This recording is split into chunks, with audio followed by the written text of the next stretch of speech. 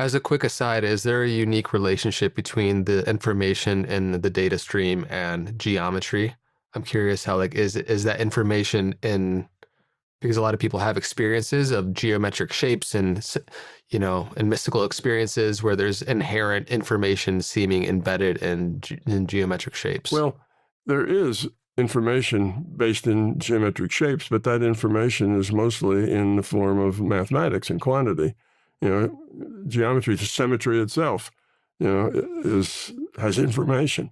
How many sides does it have? How long is each side? And they all have to add up to a circumference. So, are the sides regular or are they irregular? So all of that is information that defines the figure. But no, there's nothing inherent in geometry that is, that is between you and the information. Let's put it that way. Now, how that information is stored, how the LCS stores that, what form is it stored in? Is it like we store information in bits, or do they have some other more elegant and efficient way of storing information? Well, I don't know that. All I know is that the information is there and it's not geometry dependent. But why would people get this, and it happens a lot, get these geometric things? Well, the geometric shapes are a metaphor for order. They're a metaphor for purpose. In other words, you don't get a hexagram out of randomness. If you see geometric shapes and you see things are made of that, to me, that's a metaphor for saying this is purposeful. This is ordered. Coherent. There is coherence here and structure. And that's really the metaphor, not so much that hexagram has special meaning in and of itself, other than it's a good metaphor for the structure and the coherence of consciousness. So it tells us that. A lot of things that we get from the larger conscious system are metaphorical. Mostly they're metaphorical. So it's usually an error if you look at it as a precise thing. You have to look at it more as a metaphor, something that gives you a sense of a bigger thing. It's symbolic. Our dreams are that way. When we dream, we sometimes dream in details, but basically our dreams are metaphors that we can interpret. Oh, this means that. And this person was a symbol for this other thing. And, they're metaphorical. And your connections with the larger conscious system, particularly if you're asking questions, they have a kind of a strong metaphorical bias to them. If you're asking very specific questions like, where's the error in this line? Well, then you get a very specific answer. You don't get a metaphor. You get an answer that says, repunch the card. Retype in, into the card punch and get a new card, and that'll fix the problem. So you get that as an answer. So then what happened to you as you were experiencing these things? Well, like I say, I was working on my PhD at the university. I realized my mind had access to information that was unknowable even. You can't look at a card and say, oh, that hole isn't there. It's a tenth of a millimeter, one way or another. And that's totally impossible to see that visually. So it wasn't just that it was getting information somehow out of the depth of my own consciousness that I knew when I punched that key that it was going to be wrong. It obviously knew things that were information that was unavailable, period. Unavailable. If you'd got a bunch of people together and say, what's wrong with this line of code? They would have said nothing. And then maybe you would concluded, well, let's repunch it and see if it was an error. But there's nothing looking at it would tell you it was an error. So that was information that was obviously not out of the physical world. And at that point, that changed my whole life. I said, oh, I'm a physicist. What physicists do is we model reality. That's our job, is to model reality. And suddenly there was this whole bigger piece of reality that I was just starting to get a glimpse of. And had nothing to do with the physical world. It was another whole set of reality that had to do with mind and with consciousness. And as a scientist, I wanted to know, how did it work? What could you do? What else could I do with it? And I was inquisitive, so I played with it. And 2 or 3 years later, I got out of school I went to work, met Dennis Menerick, ran into Bob Monroe, and now I'm 26, 27, something like that. And well, I'm spending now 15 to 20 hours a week with Bob Monroe, and he's teaching myself and Dennis how to go out of body, how to connect intuitively. And we do that, and we get to the point that we can do it exactly whenever we want to. It's not a long process. It's a short process. You can go from aware here to aware someplace else in fractions of a second and still be here. You can parallel process more than one reality. So I learned all these things and how to reproduce it pretty exactly so that I could do science there. So I could say, okay, I've learned how to heal people, and it works. I've healed 200 people, and some of them you don't know. Maybe their headache got better anyway. You don't really know. But other times, somebody who hasn't walked for 10 years and are told that they'll never walk again, and you work on them and they get up and dance. So you get things like that, and suddenly that's very evidential. But it just happened once. Maybe it was a fluke. So you keep doing it. Eventually, you get the idea that you're able to heal. So I started doing research on it. Well, if I change this variable, how does that affect the result? And sometimes it would have a negative effect, sometimes a positive effect, sometimes no effect at all. And 35 years later, I had a real good idea how all the paranormal stuff worked because I was able to do it and do research like that with what could I do differently and how would that affect the result? So I came up with models of all the paranormal things. And then then I wrote the books, and the book was mainly a thesis on consciousness. And I knew that it also had to derive the physical because I knew consciousness was fundamental. I knew consciousness had to lead to science, but I didn't exactly know how. And then about 3 years after I published the books, it came to me. A friend I was working with said something to me that just was the right word at the right time, and it jarred my mind, and I go, oh, that's how it works. And then after that, I got quantum physics, I got relativity, and I started solving all the things, both in philosophy and physics, and some things in psychology and, metaphysics. They all fell into place. Everything made sense, including the paranormal.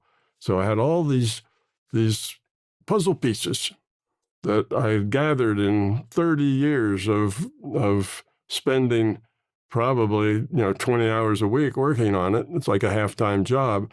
And I had 100 or 1,000 puzzle pieces. I knew this was true, and that was true, and that was true. But what would pull them all together? So they all worked from one idea, one conception had pulled them all together. And I had to include all the physical stuff I knew as a physicist. All of that had to also fit together with the one idea.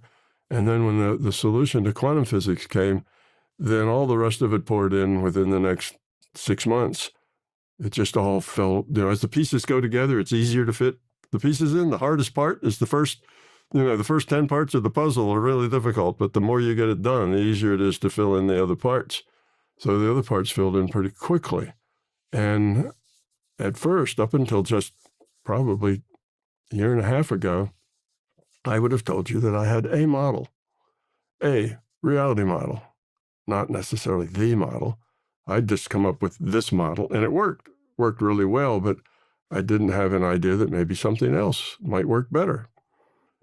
But after years and years and years searching for that other thing, searching for a flaw, what is it in my model that doesn't work? What is in there that is not logical? Is there anything it does not explain? And if so, why? What's the hang up? And years of searching for problems, I didn't find any. And eventually, I realized that there wasn't any other answer. This was the only answer that could come out because it was logical. There wasn't any other way to get to the same thing. Now, you could get to the same thing with different metaphors. I'll tell you, there's only one truth, but there's thousands of ways that you can reach that truth. There's not just one path to that truth. Thousands of ways to reach that truth. But eventually, you get to the point that all of them converge to the same answer, and that is the way reality is. That's then the truth. And all of the other ways can be explained based on that truth. And all the other ways are useful. They're all helpful. There isn't just one path to take to the truth. Lots of paths will lead you to the truth.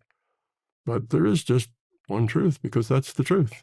The truth isn't, a double or triple function.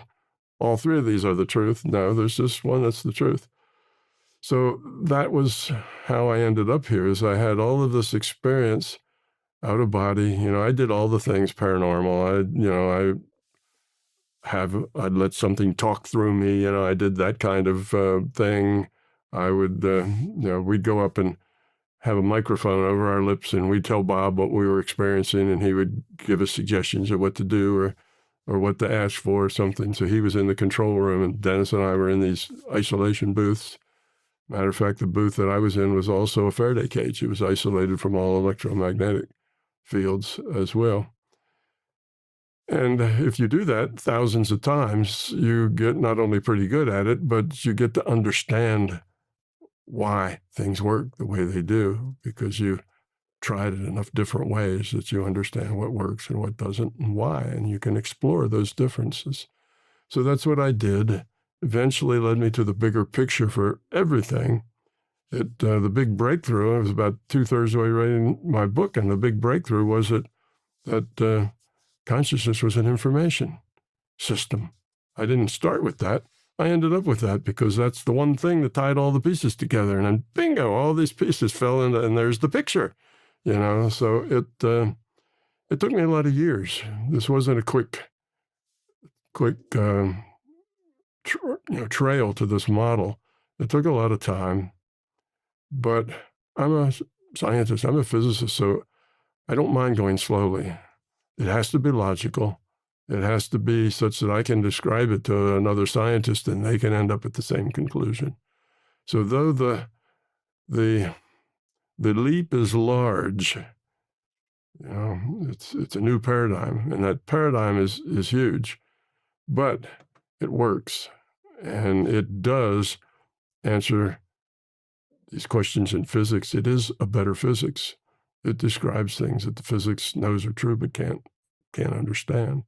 It's also, like I say, it's a model of the subjective as well. If you're unhappy or you're sad or you're struggling, it can tell you why, and it can tell you what you need to do to not be unhappy and struggling and what's causing that. And it's interesting because, of course, the Buddha, Jesus, Muhammad, all of the big stars, and I guess Lao Tzu, was also, he wasn't the only one, but in the Tao, all of these got to the same answer. When it's all the dust settles, I'm not saying anything that hasn't been said at least 4 times by different people.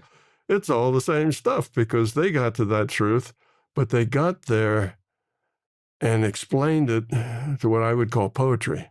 You have to know how to interpret it. You have to know how to interpret their words. A materialist reads the words that the Buddha said, this is all Maya, it's all an illusion. They go, nonsense.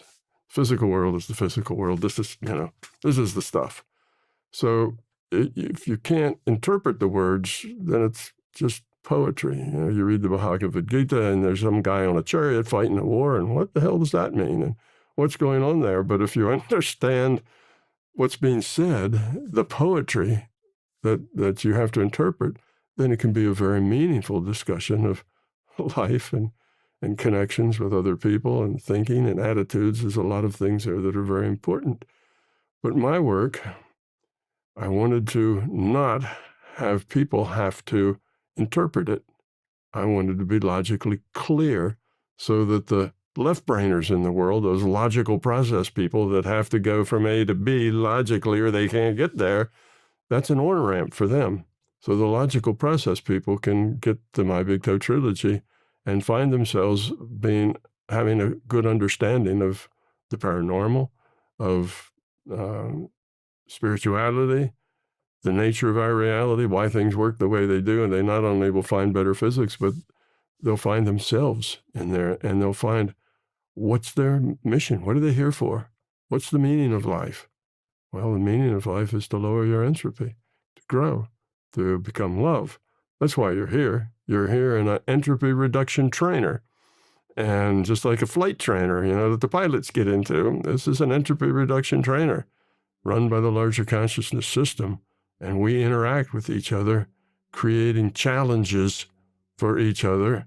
And the way we make choices is what really counts. So, most people run their life this way. They try to manipulate what's going to happen.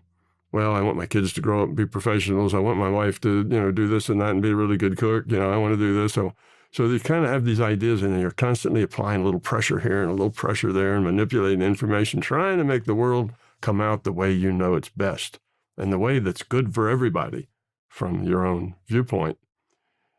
And you're constantly struggling because it never works. That's not a good way to approach life. A better way is let whatever happens, happens. And what's important is not what happens, but how you deal with it. That's what's important.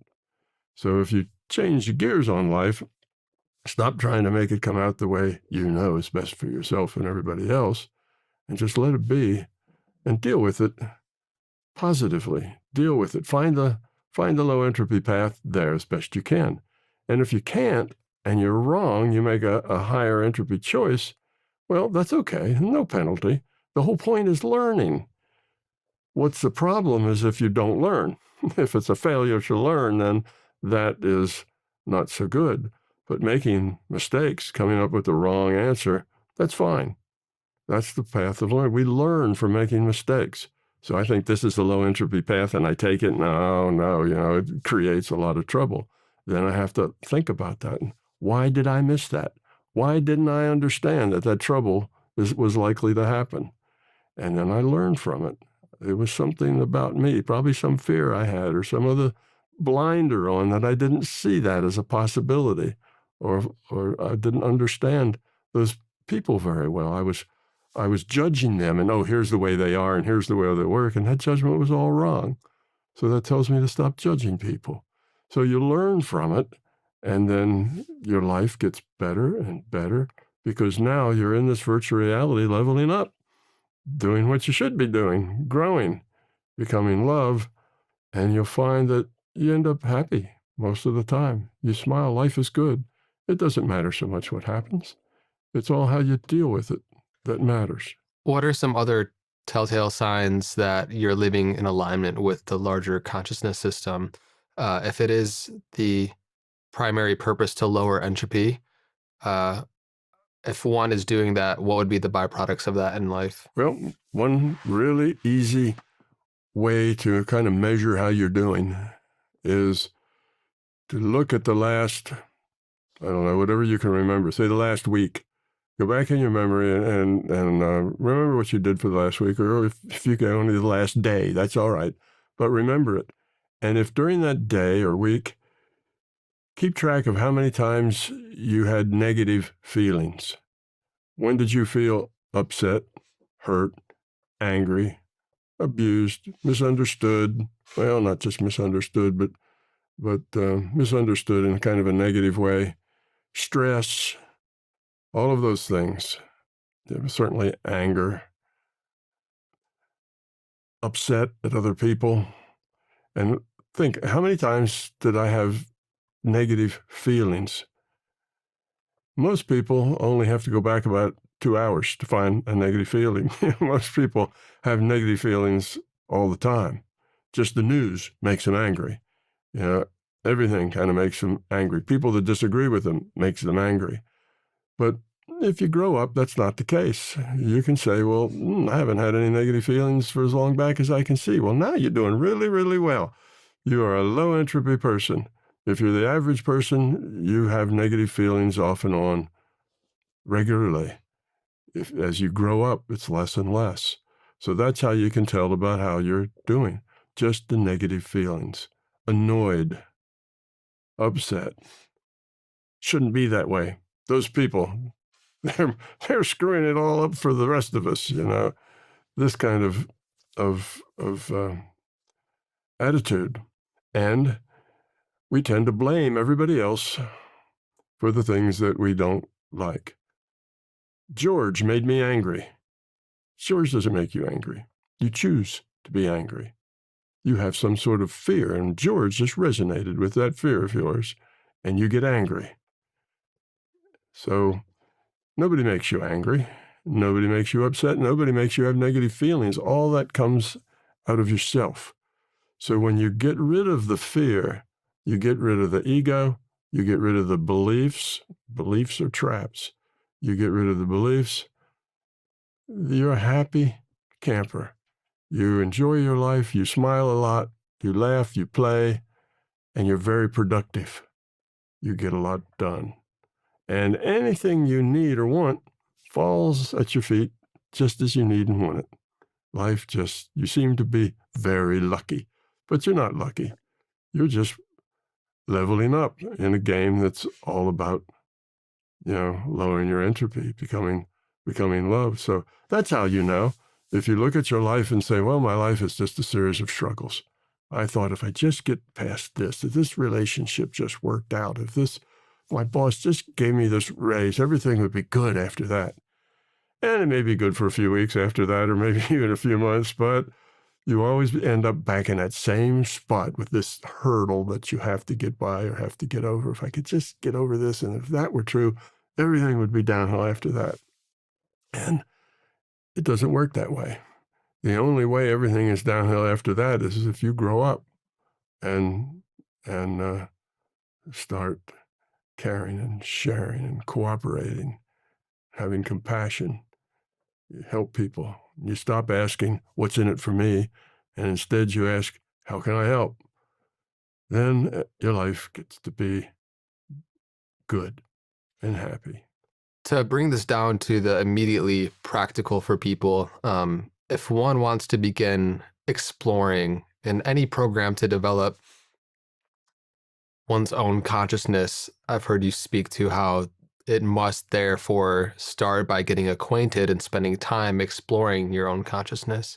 So for those that want to deepen on that path of exploration, is meditation the place that you advise most people to start? Well, meditation is the kind of the given answer to that question. Yes, everybody starts with meditation, but it's not the only path. There are two paths, and meditation has been the path of choice for centuries, if not millennia.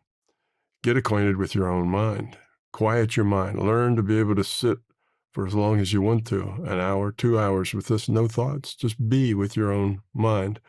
When you get into that space, you let the world go. Your senses are no longer processing sense data. So you're really not here anymore, because processing sense data is what defines here. So you're not really here anymore. And where are you?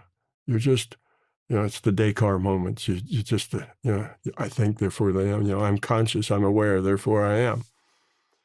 And when you get there, all you need from that point is an intention to do whatever it is you want to do. Now you are a mind in the consciousness system, and you are able to explore that system, gather data from that system, meet others out there in the non-physical, talk to dead people, whatever you want, that's available to you. But it's not just as easy as learning to meditate and there it is. It takes time to develop that intuitive side, and it takes understanding. So it's not a quick thing. But I had a lot of students who had trouble with meditation. And some of them, it wasn't anything attitudinal. It was just they're like ADD. Sitting still and having a quiet mind is pretty much impossible when you have a central nervous system that's jumping here and jumping there, and say, oh, just let everything go. And they can't do that. And I also had a lot of very left brain logic process types who just couldn't let go of that control. That anything that would happen on the intuitive side, that logical side would come in and crash it, wanted to analyze it, judge it right away, which would kill it, of course, because now you're in that logical side, and the logical side and the intuitive side don't work together. Now, you can teach them to work together, but most people, they don't. You can learn to be extremely right-brained, extremely intuitive, and extremely logical, both. You can be extreme in both cases, but that's only after a lot of years of practice do you get there. But there is another way for people who have trouble meditating, whether it's an overactive intellect or whether it's just some central nervous system twitch that they can't let go of, and that is through your imagination. It's an alternate path. And once I realized that, I wanted to make tools for those people, because that whole bunch of people who had been hanging out in my circles for years, and they still never had that out of body, was never successful at the paranormal things. So I developed this thing I called Tom's Park, which uses imagination to get to the same place. And the way you use that is you have to imagine something with enough information to basically consume your mind. So you imagine where you are. You're walking at a beach, but you're not just at a beach. You hear the surf. You see the surf going in and out. You hear the birds, and you feel the sand between. You can smell the salt water. So you smell, you taste, you hear, you see, you touch. All of those things have to be going in detail. And if you can practice, it takes practice to get that, and you get that detail going, then start off on a story. What do you find on that beach? Who else do you run into? And eventually, you stop playing the parts of all the characters like you do in a daydream, and the thing just takes on a life of its own. The people you meet, the things they say are not things that are even in your mind. And the story goes, what happens is the larger conscious system takes that story you've made and just continues it, and then takes you into a space where you've got something to learn. So it's another way to get out of body, if you will, to get into the non-physical space. You can do it through your imagination. And meditation usually is a beginner's tool. I know that's heresy to a lot of meditators, but it's mostly a beginner's tool. After you learn well enough, you can do that meditation in seconds. You don't have to sit down and quiet your mind and say your mantra and do all kind of stuff. You're there. So you kind of stop the process and get there very quickly eventually. And from my own experience, I'd say that, how often do you meditate? They asked me, and I said, well, I really don't meditate anymore. On the other hand, an equivalent answer is I meditate all the time. I'm always in a meditation state. So they're both true, equally true. You can just see it from either side. I'm in a constant meditation state. And to let the sense data go, I can do that in fractions of a second. So it's just a matter of, you get so familiar with that intuitive state in that space that you can just go there very easily. And life becomes different in the sense that now you have a much bigger decision space. Most people have a decision space that combines of their memory and the stuff they get from their senses, that it's interacting. So there's certain choices they have based on that. Once you live equally in an intuitive space, or equally able to get around in an intuitive space and an intellectual space, you find that you spend most of your time in the intuitive space, because that's has more information in it. It's a richer space than the physical space. So you live, say, 75, depends on the situation, 75, sometimes 80, 90, sometimes only 50, sometimes 40, but most of the time you exist in a state that is more intuitive than it is logical. And then you can pop into the logical state whenever you need to. And I have found that the two sides that seem to be incompatible, that intuitive state and that logical state, intellectual state, actually become good friends and work well with each other. And the intuitive side will get some information and pass it over to the intellectual side to do some assessment on it, do some analysis on it. And then that side that's intellectual will pass over stuff because it needs more information. It doesn't have enough information to do a logical problem. And then the intuitive side goes up and gets the information, passes it over to the intellectual side. So then you become not left brain or right brain, but whole brain. And all of that works together. And you just live in a larger reality than most people. You have the size of your reality is measured by the size of your decision space. So now you meet somebody and you know some things about them right away. Within 10 or 20 seconds, you got a sense of that person and who they are and what's inside and why they do what they do and all the rest of it, which makes it easier for you to be useful and to be helpful with those people. So you live in a space that is intuitive, but you're also rational and logical at the same time. So that's really where you're going to. If you're looking for end states, that's really where you're going to that sort of a thing. But that takes a long time to do that, and it takes a lot of effort because you have three sources of information that come to you. One's the larger conscious system, sends you a data stream. All consciousness is netted. So you can communicate with any other consciousness, including your dogs and your cats and your horse and the bumblebees. You can communicate with anything that's conscious. And consciousness can send messages back and forth that way. Telepathy is a real thing. Yeah, we just had Kai Dickens with the telepathy tapes on here last week. The timing of this conversation's right. Well, the reason that those autistic children seem to be good at that is because their intellectual side was damaged. Their intellectual side doesn't work. So if you've got these two sides, an intellectual side and an intuitive side, and the intellectual side doesn't work, what do? You start developing your intuitive side. And can you hear what your mother's thinking? Of course you can. Consciousnesses are all netted. Of course you can hear that. So that's the first. You said there's three. Yes, that's the first, is the larger conscious system. The second is conscious to consciousness. Somebody can be sending you a message. Somebody can be putting thoughts into your mind. Okay, yes. Oh, thoughts into your mind. Yeah, we can talk about that later. But they can give you ideas and feelings and suggestions and things. And the third is that you're a piece of consciousness and you can create virtual realities yourself. You can create information. So those three things, it's yourself, it's somebody else with the consciousness or some other thing with the consciousness, or it's a larger conscious system. And unfortunately, those three streams don't come with tags. You never know where it's coming from. So you have to be skeptical of everything.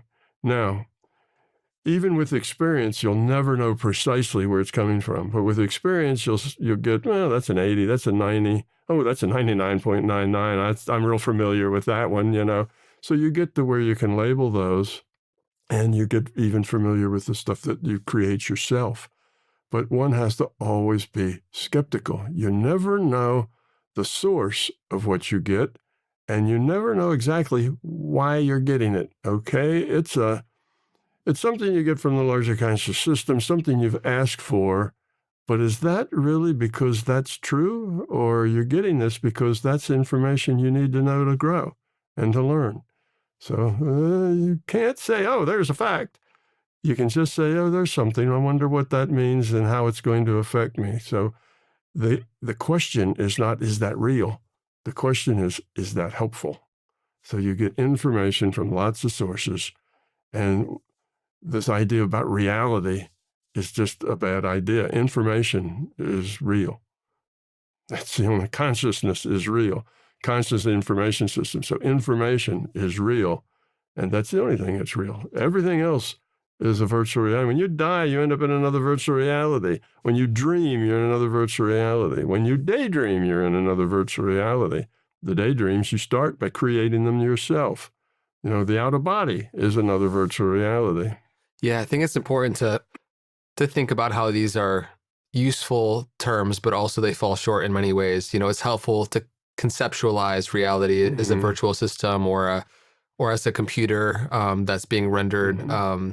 And I think for some people throughout culture could maybe refer back to the movie The Matrix. And there's a lot of overlap here. You kind of remind me of The Architect. I don't know, you probably heard that before. I've heard that before, yeah. But, when the Oracle especially is talking with Neo, and the reason we're here is to understand the why behind the decisions that we're making. and how information that's coming through these three different streams are ultimately, we're here to learn the reason of, if something inherently doesn't appear to be reducing entropy in a given decision, we will then learn why that was the case, and then and go on to evolve from that decision. You're absolutely right. All of those things. That's why I started off saying these are just metaphors. Larger conscious system is a metaphor for source. IUOC, individual unit of consciousness, just a metaphor for that function that has to happen. So I went through the logical steps that had to be in this model. I gave them names, but it's just a model. It's a way of thinking about it. It's a way that helps you put structure to reality. And that's all it is. It's no more than a way of looking at things that makes better sense. And people get hung up on well, what does that IUOC do? When it's got free will awareness unit out there, then what is it doing? He's just sitting around, is it communicating? And I said, you're pushing the metaphor too far. It's just there for a function of the accumulator for the experiences that the free will units have. That's all. That's its function. Don't add more to it. I just have the functions of the essential functions of consciousness. And you start to complicate it with asking questions that really aren't relevant. Doesn't matter what it does all day. These are the key ideas. And these are just ways of sorting it, words that help people understand. I use the computer metaphors because they're more understandable today. If you use the metaphors that the Buddha used, well, that goes back to poetry. You have to understand, you have to be able to understand, you have to know what he knows in order to understand what he says, which is a chicken and egg problem. So anyhow, I just wanted to make a comment. This is not, these are the facts. There is this thing out there and it has these piece parts. These are all, it's a way of looking at things that makes better sense. That's all.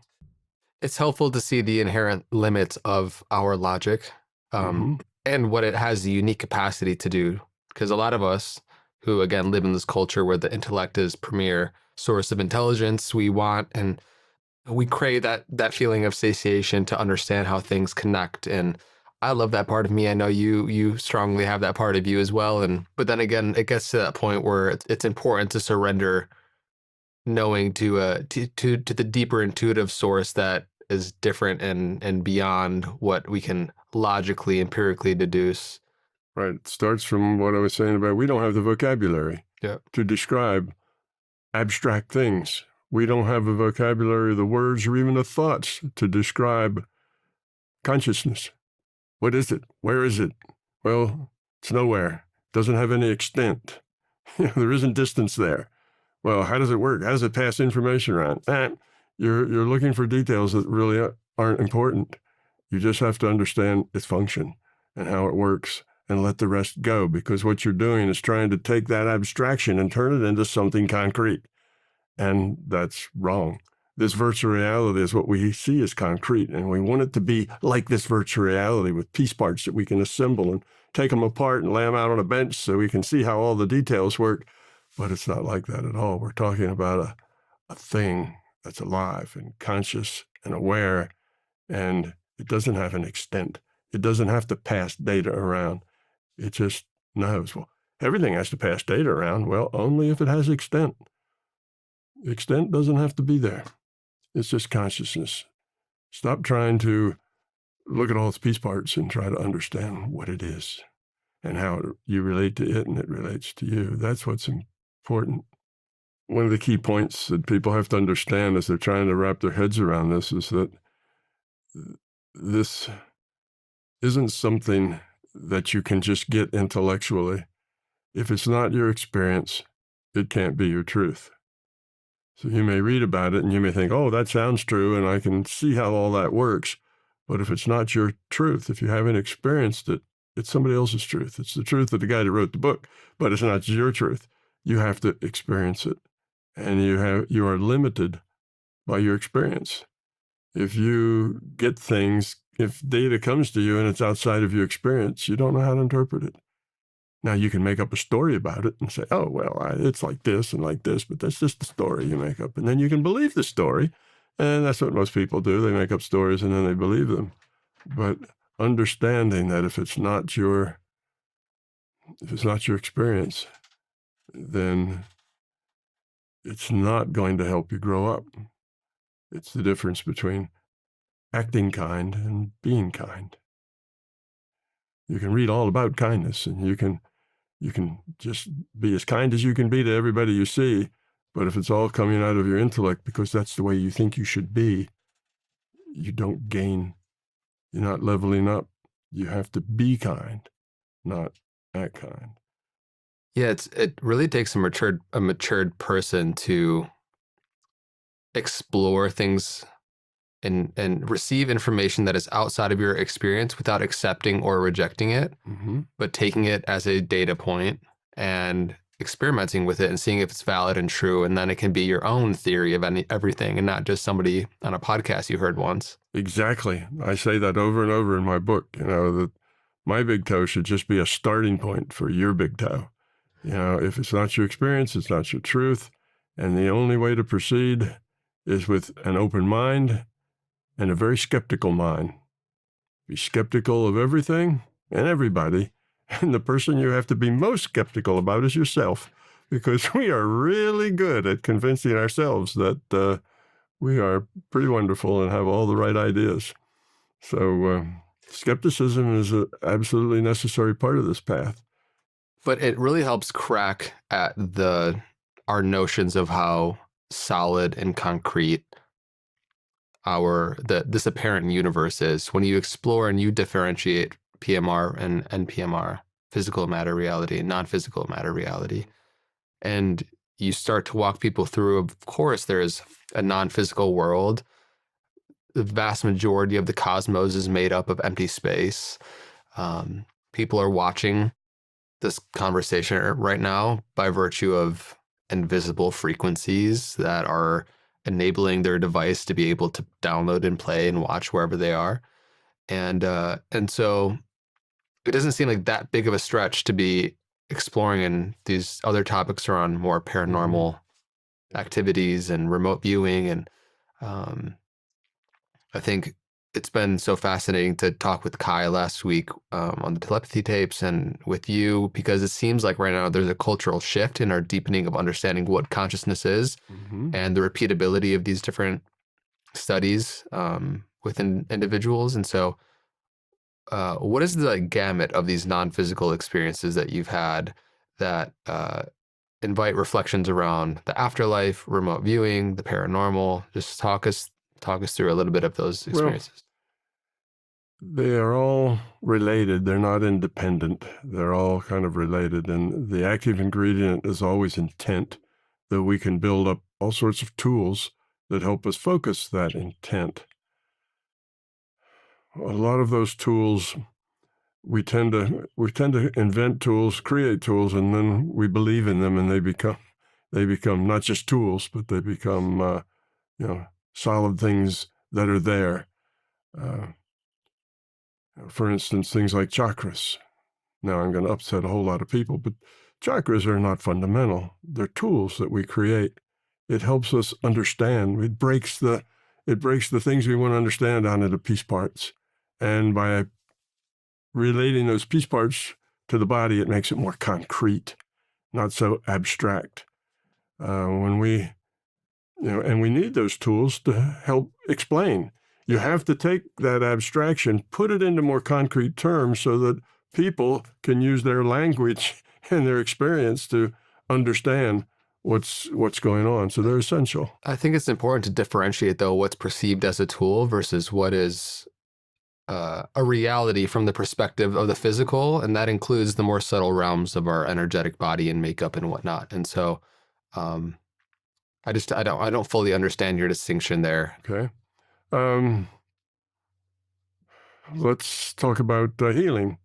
Okay, we hear the word light workers. Well, that is people who have the metaphor that what is ill in a person, what is wrong, poor health, is dark, and the darker it is, the worse it is. So if it's really black, then it's maybe a deadly cancerous tumor. If it's just light gray, then maybe it's the flu.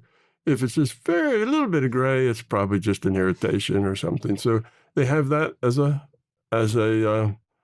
kind of an output format of the data that they get from getting into the database and getting information about that person's health. Now, they'll take a bar of light, in Monroe's vocabulary, that's the energy bar tool. But they will put that white energy on that till it burns that black away, and that helps them heal. Well, all of that is just tools. It doesn't exist. Light doesn't really exist. It's the mind, the intention of the mind is what heals. But people need tools to use that intention. If you just said, well, it's just your intent that does it, okay, heal. You're done. You're healed. Well, that wouldn't work. People wouldn't do that because they couldn't get the oomph. They couldn't put the energy in that because that's so unbelievable that could possibly work, that people wouldn't feel like they were doing anything. People have this sense out of being in this seemingly physical reality that you can't change something without doing something. You can't just do it in your mind. You have to do something. So you need your energy bar tool to burn away the black stuff, and that's a tool. Now, a teaching tool is like the chakras, a teaching tool. We have a lot of teaching tools that we use. It helps break things up into parts, give those parts certain attributes, and it helps people understand in a more concrete way. Now, sure, I can look at you and I can see chakras. Well, doesn't that mean they're real? No, it's just information. I can get the data with that output. You see, let's say, look at Ledbetter, Man, Visible and Invisible. He wrote a little book and he shows all of these auras around people and he tells you what it means. The yellow up around the head, that's intelligence, and the purple there, that's spirituality. And that big red zigzaggy thing going around, that's anger. Well, that's not real. That was his interpretation, and everybody reads the book, so everybody sees about the same things because that becomes your output format for looking at auras. If you want to, you can redefine that, and you can say, I want a blue zigzag line to be anger, and I want red to be, I don't know, something else. I want red to be health. And then when you get that data, you'll get it in the format that you specify. And you can look at a chart and you can say, well, here's health and here's time. I'd like to see this person's health from now till 10 years from now.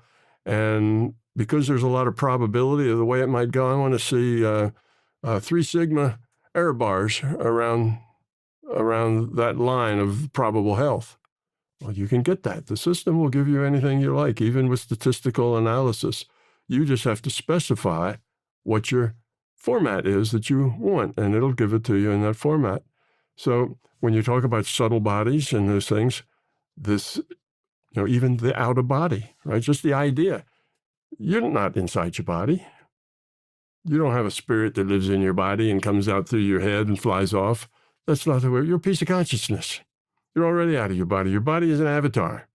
And it doesn't have a heart or a brain or anything. It's just eye candy. All that ever gets rendered is just what you can see. Everything inside doesn't get rendered.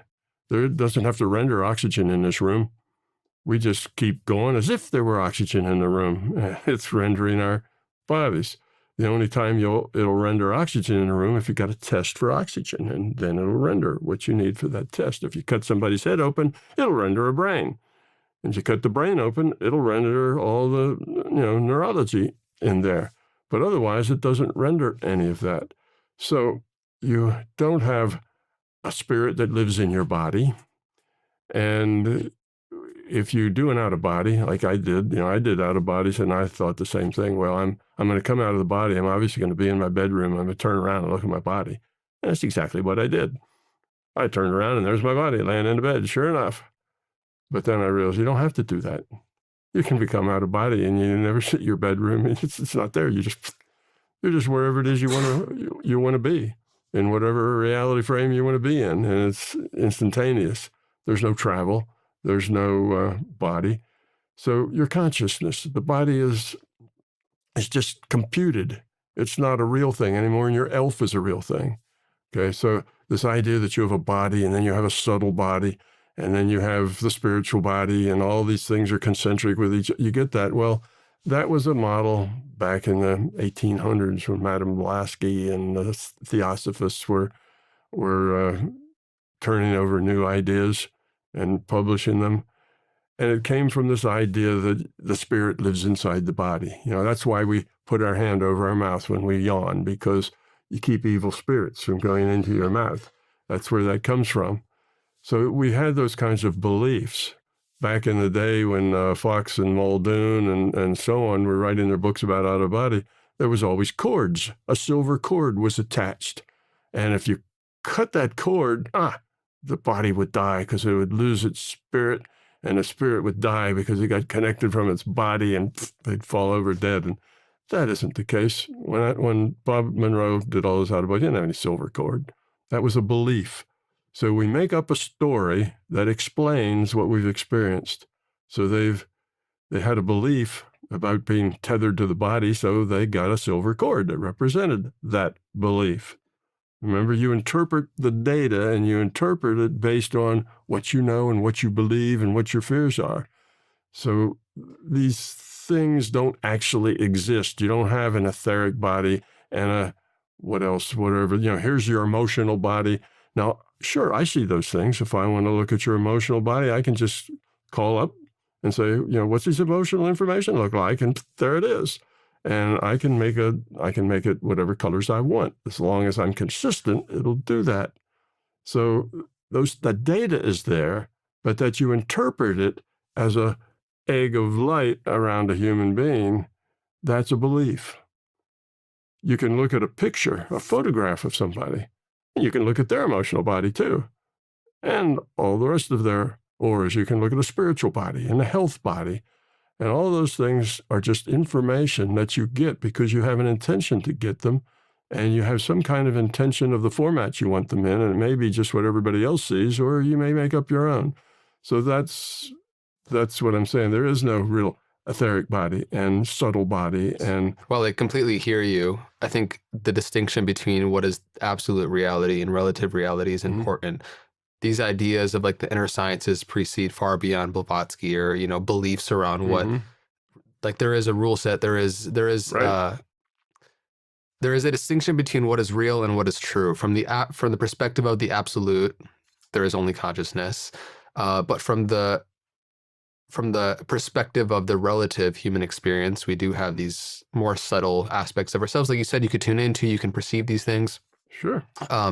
But where I think it gets a little bit tricky in articulating this stuff is sometimes it comes across as if this is all, like everything that we perceive is an illusion. And from an aspect it is, but it is also the illusion that consciousness is playing for the purpose of lowering entropy and evolving and all of these things. And so I'm just curious, where do you see this perspective going too far and how it bypasses the game that we're here to play, essentially, and the human experience? Because it can quickly go into the dangerous territory of completely denying our own humanity when we are here to have a human experience. Yeah, no, I think it elucidates all of that. It makes the human experience more valuable. It helps you understand. The thing is that people have experiences, and the first thing, they have to take that experience and they get the data. They get a data stream. That's an experience. They interpret that data, and that interpretation is in terms of their beliefs. So if you think there has to be a connection between the body and spirit, then you'll see a silver cord or some other kind of connection, because that's part of your belief. So you will see the data that way. You'll introduce that. So by understanding that people really have no other choice but to take their experience and describe it in the best terms they can, okay, to make it rational so they can talk about it, so they can interact with it. So we do that. We say, well, you have this body, and then there's the subtle etheric body outside of that, and then there's the body with the emotions outside of that, and you have the auras and the colors and all these things. Well, that's a metaphor. It's a metaphor for the information, you're getting information about that health body, that etheric body. You're getting all the information about that, and you see it in terms of light around a person. And it's easy enough to see that way. So you do, and you make up a model. You make up an explanation, something that makes it fit, more concrete, a way you can explain it, a way you can show it, the way you can tell it to other people. Otherwise, everybody'd be saying, well, I experienced something, but I don't know what it is. That's not helpful. So it's necessary that we use these tools. We make up tools, but we have to understand they're not fundamental. They're just helpful tools that helps us understand our experience. Because otherwise, you can get trapped by knowing, by thinking this tool, this is the truth. Now somebody else, okay, you go to the Tibetan Buddhists, and they don't have chakras. You go to the, Aborigines in Australia, and they don't have chakras. What's the matter? They're not as good as the Buddhists. They don't see things as well. No, the chakra is just something that is a tool that we help explain things. Otherwise, we say, oh, well, they're wrong because they don't have this. And pretty soon it's a right and wrong rather than they have different tools. They see things in a different way.